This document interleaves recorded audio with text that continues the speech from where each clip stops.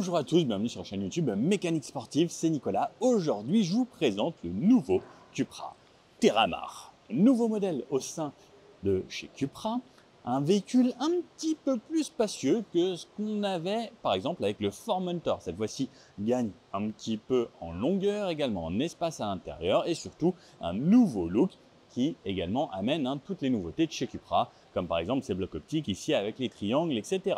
On va faire le tour de cette voiture, je vous la présente entièrement, je vous donne toutes les specs, toutes les motorisations, tout ce qu'il est possible d'avoir sur cette voiture et je vais même vous montrer une petite version en série spéciale pour la Copa América qui est une course ici en Espagne très connue de bateaux et justement cette voiture est dévoilée pour cette course. Celle-ci c'est une série tout à fait normale que vous pourrez retrouver tout le temps. Elle existera donc déjà en France en 3 motorisations différentes. Le 1,5 litre ITSI que l'on connaît bien chez le groupe, on retrouve chez Volkswagen, chez Skoda, chez Audi donc Cupra maintenant, c'est le 1,5 litre ITSI qui fera 150 chevaux, un moteur que je trouve très agréable, hyper économe, avec une micro-hybridation hyper bien travaillée et on arrive à faire des consommations assez records avec. Et ensuite, il y aura 2 déclinaisons en PHEV. Donc celui que je vous présente aujourd'hui, c'est une version 272 chevaux qui sera la version la plus puissante au final. Donc boîte DSG7 sur toutes les motorisations à chaque fois, plus de boîte manuelle chez Cupra, en tout cas sur ce genre de voiture. Et quasiment la plupart des constructeurs petit à petit essayent d'évincer la boîte manuelle puisque les boîtes automatiques c'est beaucoup mieux et c'est plus facile avec les systèmes hybrides également.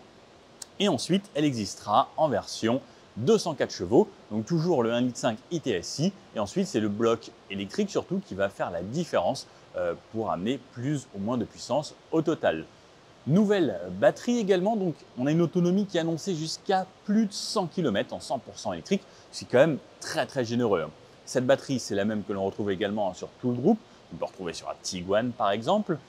Batterie de 19,7 kWh, ça recharge également beaucoup plus vite grâce à cette nouvelle prise qui peut charger donc en 11 de base et jusqu'à 50 kW en pic en recharge rapide. L'avantage, c'est que maintenant, on va pouvoir recharger rapidement les voitures PHEV et ça, je trouve que c'est un vrai plus parce que c'est ce qui manquait pour moi pour pouvoir utiliser encore plus au quotidien ces voitures hybrides rechargeables. Après, je vous avoue que le 150 ITSI de base marche très bien. C'est une voiture qui mesure 4,52 m de long, 1,87 m de large sur 1,59 m de haut. Elle est un petit peu plus basse que la base de ce châssis, c'est le MQB Evo, et ils l'ont rabaissé de 10 mm. 10 mm pour pouvoir avoir un centre de gravité un petit peu plus bas, puisque plus on est bas, plus le comportement est dynamique. Ils ont retravaillé également la suspension de cette voiture pour avoir, ils appellent ça le fine-tune, c'est un ajustement un peu plus précis, justement sur une voiture plus dynamique. Ils ont rajouté du carrossage à l'avant, donc les roues un peu comme ça pour justement avoir un meilleur appui en virage et une direction progressive. Donc ça, ce sera disponible sur toutes les voitures, toutes les Terramar en tout cas. Il existera toujours des versions un petit peu plus sportives et je vais vous montrer ensuite avec des freins Akebono, des 6 pistons, donc pour les versions les plus radicales. Mais petite chose à savoir, malheureusement, en France, à cause de notre malus, Cupra n'a pas ouvert les commandes des versions les plus sportives avec les 2 litres TSI à 204 chevaux ou 265 chevaux en pure essence. Malheureusement, parce que sinon, ça se prenait 60 000 € de malus chez nous. Vive la France! Au niveau des tarifs, là, on est caché ici en Espagne dans ce studio.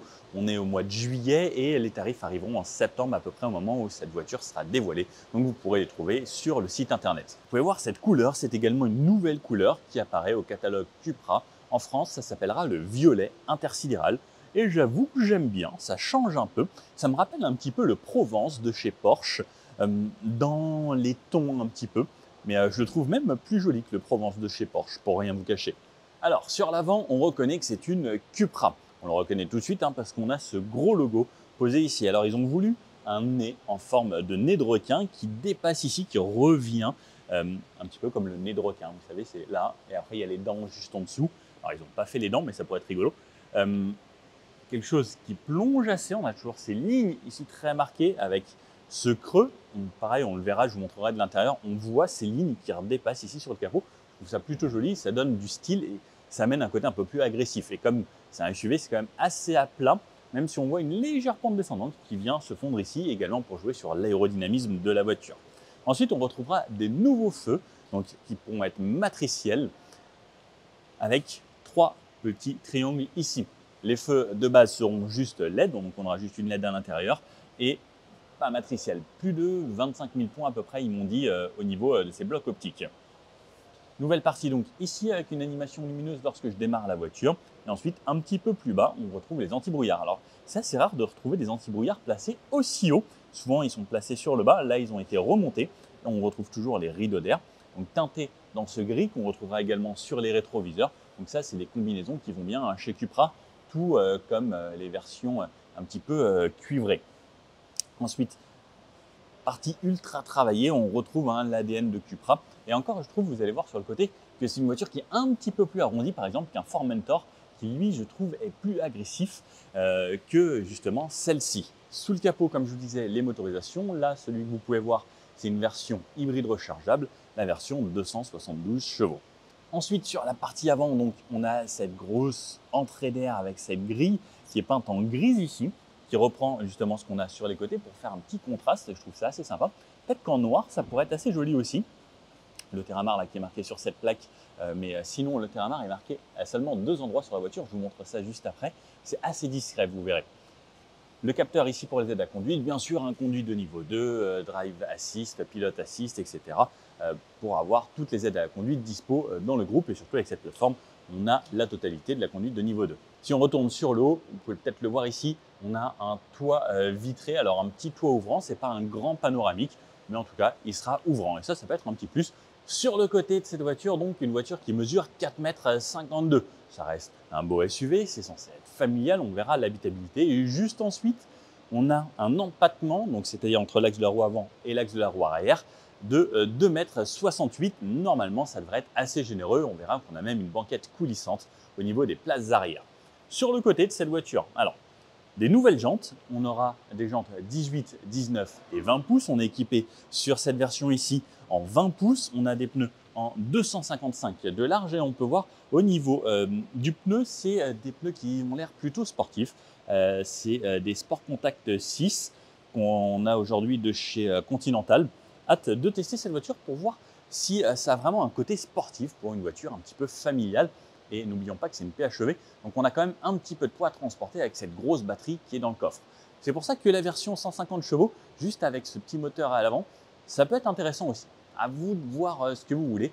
Moi, je sais que des fois, j'aime bien la légèreté et pas forcément tout le temps que la puissance. On retrouvera de ce côté-là la trappe de recharge. Donc, comme je vous disais, on recharge jusqu'à 11 sur les bornes standards et jusqu'à 50 sur les prises de rechargement rapide.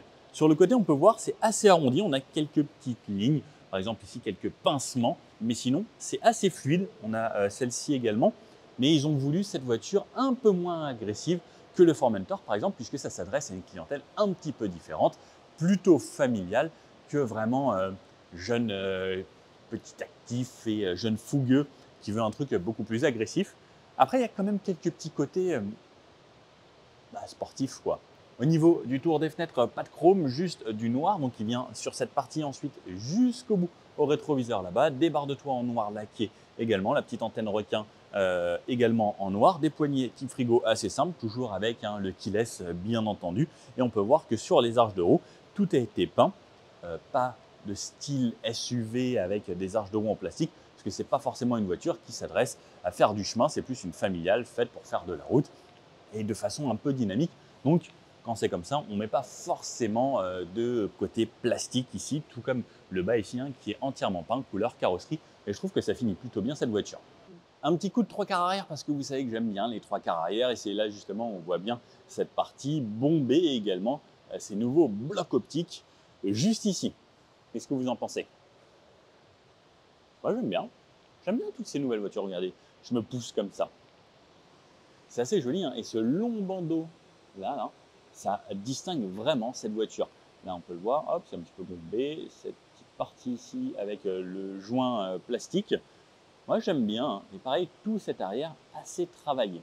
Également, on aura une animation lumineuse lorsqu'on va allumer ou éteindre la voiture avec justement ces petits triangles qui vont s'allumer, s'illuminer et le bandeau, pareil, qui va s'allumer jusqu'au logo Cupra. Plein arrière, donc on le voit bien, hein, le long bandeau qui traverse avec le Cupra ici qui est illuminé à l'arrière. Peut-être que ça le sera à l'avant hein, sur les prochaines, on ne sait pas. Parce qu'on sait que Volkswagen, par exemple, sur la nouvelle Golf 8, a le Volkswagen illuminé à l'avant. Ouais, parce que maintenant, on a le droit. À l'époque, c'était interdit d'illuminer le logo. Maintenant, on peut le faire. Alors, certains le font à l'arrière. Comme ça, je trouve ça plutôt joli. On garde toujours le côté 3D relief. Et on a le Cupra qui est noté ici. Et comme vous pouvez le voir, le Terramar n'est pas marqué. Il est marqué seulement ici, dans le bloc optique, en petit, à l'intérieur. Juste pour avoir ces petites distinctions. Ils veulent juste que la marque Cupra soit plus connue. Parce que, on connaît un petit peu, hein, mais pas assez à leur goût. Ils veulent se développer. C'est vrai que la marque marche de mieux en mieux. Voilà, Cupra. Et il faut que ça incite les gens justement à dire mais qu'est-ce que c'est et aller chercher. Parce que justement, ça fait du référencement, donc ça fait plus de recherche, donc ça apparaît encore plus. Ils ne sont pas si bêtes que ça. Sur le haut, un très long béquet, je vous jure, c'est une table. Le truc est gigantesque. Ça a l'avantage de faire que c'est une voiture qui n'est pas trop coupée, donc on pousse un petit peu plus tôt. Et la vitre également donc, commence ici plutôt que de commencer là, donc ça permet d'avoir également plus d'espace dans le coffre et plus d'espace également pour la tête des passagers à l'arrière. L'essuie-glace, le bandeau ici comme je vous disais, illuminé, le Cupra. Ensuite, tout est peint sur cette voiture également. Cette nouvelle partie ici qui fait une sorte de diffuseur. Alors, bien sûr, pas d'échappement, etc. Tout est caché maintenant sur les voitures, surtout que c'est une PHEV. On retrouve les gris comme sur les côtés et à l'avant et un entourage noir plutôt joli. Caméra également à l'arrière. On a également des caméras dans les rétroviseurs.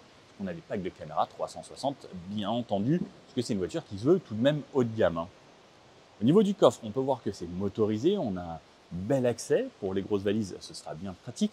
On a ici un coffre. Donc, en dessous, on retrouvera les batteries, puisque c'est une version hybride rechargeable. Même avec cette version hybride rechargeable, on a un coffre à partir de 400 litres. Lorsque la banquette est au maximum en arrière, on pourra aller jusqu'à 490 litres lorsqu'on avance la banquette. Ça, je vous remontre ça lorsqu'on sera à l'intérieur, l'avancement. On a un petit bac de chaque côté ici, fixation top taser Isofix sur les deux sièges d'extrémité et la banquette qui sera bas en 40, 20, 40. Une grande plage ici en dur, on peut enlever des LED de l'autre côté. Donc 400 litres, c'est déjà assez généreux normalement. Vous me connaissez, 400 litres, vous avez l'habitude, ça rentre bien entendu sans problème. Et une petite prise allume-cigare là-bas. Et que vois-je? On a même une prise 220 volts ici à l'intérieur. Ça, c'est plutôt pratique si on veut mettre une glacière, recharger quelque chose, son téléphone pour que ça aille plus rapidement, ou également un ordinateur portable ou autre. Je trouve ça plutôt bien. C'est plutôt spacieux ici, un petit crochet ici pour mettre ses sacs. Ouais, c'est pas mal. Et de ce côté-là, on a la version édition spéciale donc pour cette Coupe América dans cette couleur grise spécifique qui est vraiment très jolie. Donc pareil, je trouve que cette couleur se marie hyper bien là. Je sais pas ce que vous en pensez. Donc on retrouve toujours le gris sur les calandres à l'avant, sur les entrées d'air ici, toujours la même signature lumineuse. Et je vous avoue que cette couleur, en tout cas en studio, elle me fait kiffer. Là, on retrouve cette fois-ci les gros freins, donc les Akebono, 6 pistons, 375 mm de diamètre au niveau de ces disques, des jantes qui ont l'air vraiment massives. Alors, quand je vois ces jantes, elles me font penser à des jantes vraiment plus costauds. Alors, je ne sais pas c'est de laquelle taille, c'est du 20 pouces aussi. Alors, elles paraissent plus petites parce qu'elles sont vraiment, vous voyez, c'est quand même un assez gros bloc. J'aurais peut-être pas choisi ces jantes sur celle-ci. Alors je ne sais pas si les jantes sont forcément disponibles dans cette version, sur cette version spécifique, mais on peut le voir également ici l'America's Cup Barcelone. Et est-ce qu'à l'intérieur on a des choses spécifiques? À l'intérieur, non, rien de spécifique. Donc juste cette couleur ici grise, un petit peu arctique, un beau mix que je trouve vraiment très sympa. Alors je pense que ce sera surtout ça, hein, la couleur de cette voiture qui sera un petit peu plus spécifique. Est-ce que vous préférez celle-ci ou la prune qui est là-bas? Moi j'aimais bien là-bas, la violette. Alors au niveau des places arrière, je viens d'aller régler mon siège à l'avant. Qu'est-ce que ça donne? Alors j'ouvre, j'ai déjà une finition très sympathique avec cette couleur un petit peu ici aubergine, prune assez foncée qui m'accueille assez sympa. Alors quand j'ouvre la porte, donc on a des plastiques durs quand même sur le haut, hein. Alors ça sur une voiture un petit peu plus haut de gamme, j'aimerais bien quand même qu'on fasse un petit effort, même si c'est pour l'arrière, de mettre un petit plastique moussé. Ensuite, on a cette finition cuivrée ici qui vient jusqu'à la poignée de porte. Pareil, on retrouve du prune ici et des LED qui sont mis à l'intérieur à travers ce cuir ici qui est découpé directement pour pouvoir faire transparence avec cet éclairage LED. Des bagues de porte ici, alors pareil, c'est en plastique, quelque chose d'assez simple. On a des petits rangements, des petits vides-poches sur le côté des sièges. Lorsque je viens m'installer à l'intérieur, alors je rentre plutôt facilement, l'ouverture de porte est assez grande, j'ai pas beaucoup à me contorsionner et je viens refermer. Et là, vous pouvez peut-être le voir, donc ça s'est illuminé en rouge, donc un petit peu plus d'éclairage ici. Donc Nicolas, moi je mesure 1,80 m. Alors, quand je rentre à l'intérieur, cette banquette est assez à plat. C'est une sorte de banc. J'ai de la place au niveau de la tête, j'ai de la place au niveau des genoux. Au niveau des coudes, c'est pareil, je suis assez bien. La banquette, par contre, est assez ferme. Et on sent que c'est très lisse. Alors, comme c'est une voiture un peu plus typée sportive, familiale sportive, j'aurais bien aimé peut-être que les sièges soient creusés un poil plus. Après, la banquette est vraiment très jolie avec ce nouveau design ici et ces surpiqûres. Est-ce que je peux régler l'inclinaison d'assise? Ouais, ok. Je me disais qu'elle était quand même déjà pas mal en arrière, mais ouais, vous pouvez voir, il y a plus d'une dizaine de niveaux. Il y a vraiment beaucoup de niveaux et on peut aller jusqu'à assez incliné. Je vous avoue que là, c'est assez chill. Je suis vraiment bien en arrière. J'aurais peut-être aimé que cette banquette soit un petit peu plus basse pour justement avoir plus cet effet de bascule pour être vraiment très bien maintenu. Mais au moins, c'est plutôt spacieux. Tout le monde a sa petite poignée. On a des LED là-haut. Alors, hop, voilà. Donc, on les touche parce qu'il y a encore le petit plastique dessus. Climatisation trizone, 2 ports USB-C ici. Un gros tunnel central à cet endroit-là. Par contre, donc pour la 5e personne, il faudra vraiment l'enjamber. Ouais. On a le V ici que vous pouvez voir sur moi également. Ouais, c'est pas mal. On est plutôt bien. J'ai une visibilité sur l'avant sur cet écran énorme que je vais vous montrer juste après. Là, la coudoir ici, double porte-gobelet ici à l'intérieur. On peut ici amener cette partie, donc ça fait en gros sorte de trappe à ski, mais au moins c'est toute la partie qui descend. C'est encore plus pratique. Et cette place du milieu, hop, alors là, j'enjambe. Alors moi je suis du 44, ça passe tout juste derrière le support de rail des sièges avant. Donc ça c'est top, ça me permet de bien coller mes pieds au tunnel central sans déborder sur les bacs sur les côtés. Et à cet endroit-là, alors là j'ai la petite houppette de Tintin là, qui vient toucher juste au-dessus. Si j'avais pas de cheveux, je ne toucherais pas là-haut. Alors le dossier est beaucoup plus dur, comme ça c'est devenu un accoudoir. Au niveau de l'assise, ça va, c'est pas inconfortable. Les ceintures ne me gênent pas puisqu'elles sont montées sur des petites parties, je ne sais plus comment ça s'appelle, des petits câbles métalliques, donc ça permet de jouer avec. On peut faire un petit peu de route ici, ça pas trop dérangeant. Les ceintures donc bien sur les côtés, donc lorsqu'on rabat la banquette également, au moins elles resteront sur les côtés. On peut rabattre de cette façon. Lorsque c'est rabattu ainsi, on a un plancher plat avec le coffre, surtout sur la version PHEV, comme on n'a pas de double fond, puisque eh bien, il y a la batterie qui vient à l'intérieur et fixation top tester juste ici et Isofix sur les 2 sièges d'extrémité. Allez, venez découvrir à l'avant, vous allez voir, c'est assez sympa. Et vous me dites rien, j'ai oublié de vous montrer la banquette coulissante. Eh bien, c'est de chaque côté, c'est indépendant. Alors hop, en 2 tiers, 1 tiers, et je l'ai directement ici. Donc ça me rajoute, lorsque j'avance les 2 sièges au maximum, on a une dizaine de centimètres, eh bien ça permet de gagner 90 litres de coffre. Ouais, ah non, on a même plus 15 cm environ. Donc ça permet de bien s'avancer. Alors, lorsque je suis avancé au maximum et que c'est moi qui conduis, c'est pas forcément le plus pratique. Au cas où c'est pour dépanner, vous êtes allé chez Ikea, vous avez besoin de mettre un meuble un petit peu plus gros, ça passe parce qu'en vrai, je pourrais faire 10, 15, 20 minutes de voiture comme ça. C'est pas le plus agréable, mais ça passe. Et voilà. Maintenant, on va l'avant. Une fixation top taser Isofix ici, donc ça fait 3 sièges bébé. Allez, je vous emmène un petit peu en backstage. Regardez là-bas, il y a la 2e édition. On est donc sous le circuit de Terramar ici. Et moi, j'ai mon petit modèle là. Regardez, ce studio est vraiment très cool pour faire des photos. Ça devrait être incroyable ici. Donc voici mon Terramar que je vous présente. Donc je vous emmène faire le tour pour vous faire découvrir d'une autre façon. Je trouve ça quand même à chaque fois beaucoup plus sympa de vous emmener faire le tour ainsi.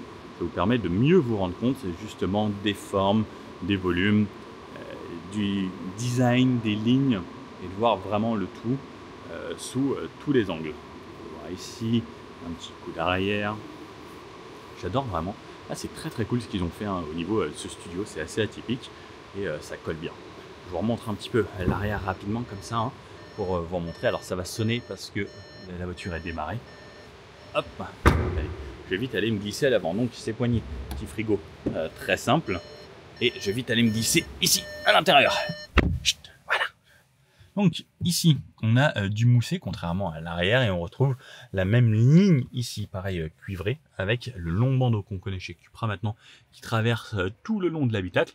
Alors ça, je trouve ça vraiment bien. Et pareil, à chaque fois qu'on ouvre, par exemple, ici, ça devient un rouge pour justement prévenir les gens qu'une portière est ouverte. Également, là sur les côtés, vous pouvez voir que selon ce qu'on a choisi comme éclairage, eh bien, on va pouvoir avoir un dégradé à l'avant comme à l'arrière. Alors ça, c'est plutôt sympa. Et regardez, donc on l'a là et également sur les portières à l'arrière. Donc ça amène quand même du style et c'est cool. Au niveau du conducteur, là, il y a eu des évolutions également chez Cupra par rapport à ça. Parce que vous pouvez voir que tout est orienté conducteur, tout est orienté vers moi. Donc le volant, ça on connaît chez Cupra. On retrouve toujours ce logo avec cet effet carbone juste ici. Alors je trouve ça plutôt joli, le fait que ce soit mat et que ce soit texturé. Bah, pareil, au niveau du toucher, c'est très sympa. On retrouve les satellites maintenant ici pour démarrer et activer ces modes Cupra ici. Donc on aura toujours plusieurs modes. Alors est-ce qu'elle... Non, elle n'est pas démarrée. De ce côté-là, les aides à la conduite, donc avec le driver assist ici, la distance qui nous précède, ça c'est le volume normalement du son, il me semble, ou c'est... Non, le son est ici et ça c'est plus vite, moins vite. On retrouve sur la droite les écrans pour pouvoir changer les vues juste ici, donc ça on connaît sur le Digital Cockpit. Avoir quelque chose de très simple, plus sombre, le compteur un peu plus sportif. Ça, on pourra le personnaliser dans tous ces modes. J'avoue que moi, j'aime bien avoir mes doubles compteurs comme ça. Je trouve ça assez sympa. Et on a également l'affichage tête haute que vous pouvez voir peut-être juste là, ici, là. Volant, donc avec le mets-plat sur le bas, volant assez sportif, avec du beau cuir, avec les perforations ici, un petit cuir lisse sur le haut. Franchement, à prendre en main, c'est très agréable. J'aime beaucoup les volants Cupra. On retrouve des palettes derrière le volant puisqu'on a quand même une voiture un peu à caractère sportif, même si c'est juste une PHEV, mais on peut quand même jouer avec la boîte de vitesse ici. Ça, je vous ai montré donc tout le volant. On retrouve derrière ici tout ce qui est essuie-glace clignotant et également les nouveautés que l'on trouve dans le groupe, c'est ça là, qui était apparu, il me semble, sur les Volkswagen ID ou la borne, je ne sais pas si elle avait ça aussi. Mais maintenant, drive vers l'avant, reculer vers l'arrière de cette façon. Alors, je ne sais pas si je peux démarrer la voiture. Si ça y est, je l'ai démarré. Je ne sais pas si j'ai le droit. Reculer. J'ai mes caméras 360 degrés comme vous pouvez le voir là. Je me repasse en mode parking là. Drive vers l'avant. Et si je le fais 2 fois, là je suis en drive, là je suis en sport. Donc on voit que ça s'affiche ici également. Et le parking, c'est ce petit bouton sur le côté. Hop, là ça me permet d'avoir la direction qui est beaucoup plus légère également. Donc là la voiture est démarrée. L'avantage c'est que le moteur ne tourne pas puisque c'est une version PHEV. Donc comme c'est une hybride rechargeable, eh bien on va commencer en 100% électrique et plus de 100 km annoncés. Et on peut le voir que là elle n'a pas 100% de la batterie et elle indique quand même 87 km d'autonomie restante. Et ça c'est quand même vraiment pas mal. Et on peut voir 800 km ici en thermique. Plutôt bonne cette autonomie. De ce côté-là, on a toujours de quoi changer les modes pour les feux. On a une nouvelle partie également avec, là vous pouvez voir les petits triangles qui est la nouvelle identité visuelle de chez Cupra. Pareil, on retrouve du cuivré de ce côté-là. Je trouve ça plutôt joli. La casquette ici qui est en moussé. Un nouvel écran, 13 pouces, 12,9 exactement. Donc on peut voir que c'est assez généreux. Personnellement, les 15 pouces, je trouve ça peut-être limite un peu grand sur certains modèles du groupe. Après, on a toujours les raccourcis. En haut, on a, comment on retourne là, aux applications. On peut avoir nos widgets ici. Et on peut voir que c'est quand même assez rapide. Avoir par exemple l'état de charge de la batterie, le kilométrage restant, les consommations. Ça, on peut le personnaliser et se faire un petit peu ce qu'on veut. Là, on a la carte par exemple. C'est plutôt sympa. Moi, j'aime bien les commandes de climatisation. Alors là, vous pouvez voir plus chaud, moins chaud et le volume. Donc ça, c'est toujours en tactile. Je suis pas hyper fan du tactile. Donc là, on peut régler sa climatisation. On a le mode auto si on veut, les sièges chauffants ici et ici. Je préfère encore les touches physiques parce qu'aller dans les menus, je trouve ça un petit peu embêtant. Ou j'aurais aimé, moi personnellement, je suis pas très fan du mode auto, avoir au moins la puissance de ventilation. Il m'aurait mis la puissance de ventilation à la place du son ici, j'aurais préféré. Ensuite, 2 aérateurs au centre et on peut voir que tout ça est tourné vers moi. Donc lorsque je suis là, l'écran est incliné vers moi. Ça, c'est vraiment tourné vers moi. Et pareil, ça c'est une nouvelle pièce qui reprend également les petits triangles un petit peu partout. On peut voir que c'est creusé là. On se sent bien. Lorsqu'on est conducteur de cette voiture, on sent que j'ai acheté cette voiture, c'est ma voiture, c'est la voiture de Nico, c'est ma Cupra. Je voudrais qu'elle me fasse bonjour maître Nico quand je la démarre. Chargeur par induction ici avec ventilation, chargeur rapide 15 watts et ventilation pour ne pas que le téléphone surchauffe. Double port USB-C également ici, verrouillage du véhicule. Désactiver l'ESP, ce qui peut être pratique à la neige ou si on a envie d'aller s'amuser. Les warnings, alors ce que j'aime bien, c'est que les warnings, en fait, ils sont à un endroit stratégique. J'ai juste à faire tomber ma main et voilà. Ouais, ce que j'aime bien, c'est ça aussi. C'est à chaque fois ces petites animations. Alors c'est pareil, ces animations fonctionnent pour pas mal de choses. Ça peut fonctionner, par exemple, lorsque je vais avoir un risque de collision ici à l'intérieur. Ça va warner. Ça fait également le GPS. Si par exemple ça doit tourner à droite, j'ai un petit bandeau blanc qui va faire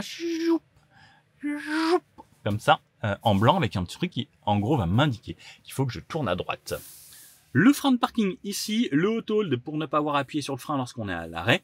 Porte-gobelet avec pareil un petit entourage ici. On retrouve un petit peu de cuivré ici. La clé Cupra assez basique, on peut le voir. Hop, donc avec son petit emplacement là. Ça, pareil, là, on a le cuir ici. C'est franchement la finition est jolie, c'est plaisant. Pareil, on a du cuir ici. Tout ce que j'ai à proximité de moi là, lorsque je suis conducteur, c'est vraiment quali. Pareil, ces petites touches qui sont plastiques mais qui sont douces. C'est très agréable. Ici, la couloir. Alors, est-ce qu'il s'avance? Non, il ne s'avance pas. Et ouais, c'est assez profond. Je ne m'attendais pas à ce que ce soit profond comme ça. Et une prise 12 volts que vous pouvez voir juste ici en haut. C'est un petit peu moussé. Ouais, c'est pas mal. Ça, c'est pas mal. Là-haut, on retrouve le rétroviseur central. Ah, qu'est-ce que c'est que ça, hein? On a caché une caméra là-dedans. Ils ont caché la caméra là. Ça, vous pouvez voir. Normalement, ça se voit pas. Pour moi, c'est juste un miroir comme ça. Et en fait, là, je viens de détecter ici, c'est 2 lumières ici. Enfin, c'est 3 qui sont en fait des lumières infrarouges. Et comme c'est infrarouge, il y a une caméra qui est cachée au milieu. Et ça va être pour les alertes d'inattention, je pense. Première fois que je vois ça caché dans le rétroviseur. Je ne sais pas si les autres auront détecté ça, mais voilà. J'espère que grâce à Mécanique Sportive, vous aurez découvert quelque chose de nouveau. Ensuite, là, on retrouve toujours les éclairages, comme on connaît. C'est toujours du tactile. On peut allumer les deux si on veut, juste ici, avec l'ouverture des portes. Si on a un problème ici, ou la touche SOS en cas d'accident ou autre. Là-haut, on retrouve cette partie, miroir, le toit ouvrant. Alors, c'est un petit panoramique, c'est pas un grand, mais il est ouvrant. Les sièges, je vous ai pas montré vraiment les sièges. Alors regardez, l'appui-tête ressemble à ça. C'est vraiment en une partie, on ne peut pas régler son appui-tête là-haut, mais il y a le petit Cupra directement dans le cuir. Alors ça, c'est quand même vraiment joli, c'est très bien fait. Levé ici, donc que l'on trouve à l'avant et que l'on retrouve à l'arrière. Et ces sièges avec donc cette nouvelle signature dedans. Avec les surpiqûres, je trouve ça vraiment joli. N'hésitez pas à me donner votre avis. Pareil au niveau de cette couleur. Ensuite, on retrouve cette partie-là que j'avais commencé à vous montrer de ce côté-là, qui fait le tour, qui vient en dessous ici, souligné, qui repasse derrière cet écran et qui vient se finir dans le deuxième aérateur là-bas. Boîte à gants, ici, plutôt spacieuse. On pourra mettre une grande bouteille, voire 2 grandes bouteilles d'1,5 litre. Juste ici, on a une Sono Shanacer. On m'a dit que c'était très bien. Je vous avoue que j'ai pas essayé, mais plus de 400 watts au niveau de la Sono. Ça devrait être normalement pas trop mal. Bon, je pense que là, je vous ai tout montré sur cette voiture. Bon alors, ce Cupra Terramar. Moi, j'aime bien déjà cette couleur avec pareil ce prune qui va à l'intérieur. Un look, alors, qui se veut peut-être un petit peu moins agressif, mais qui va peut-être plaire à plus de monde. Bon, les innovations technologiques du groupe, hein, les feux matriciels, enfin, toutes les aides à la conduite, de l'espace à l'intérieur et même en PHEV, je trouve que le coffre est plutôt correct. Alors, n'hésitez pas à me dire ce que vous souhaitez comme volume de coffre et est-ce que vous avez vraiment besoin d'autant à chaque fois. On a quand même les rails de toit si on veut rajouter un coffre de toit. Bref, moi je trouve que c'est un bon compromis. J'ai surtout hâte de l'essayer pour voir ce que ça donne. Un SUV familial un petit peu dynamique. Parce que c'est un petit peu la même base que le Tiguan qui était plutôt pas mal. Mais c'est vrai qu'il était un peu voiture à papa quand même. Est-ce que celui-ci sera plus sympa? Hâte de le tester sur les routes sûrement d'Espagne ici à mon avis. Bon, si vous avez bien aimé cette petite vidéo, un petit pouce bleu comme ça. N'hésitez pas à vous abonner. Puis je vous dis à bientôt pour une prochaine. Allez, ciao.